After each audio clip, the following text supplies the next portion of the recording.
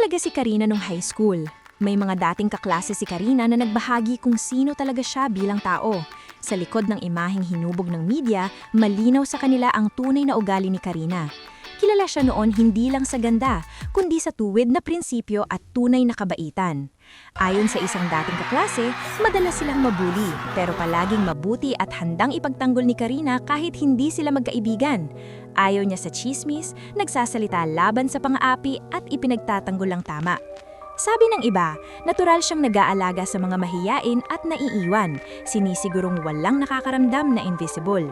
May isang taong nagsabing ang kabaitan ni Karina ang tumulong sa kanya sa pinakamadilim na yugto ng buhay niya.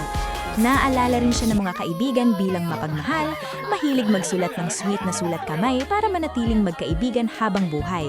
Maganda si Karina at ganun din ang puso niya. Sundan para sa mas marami pang insider stories.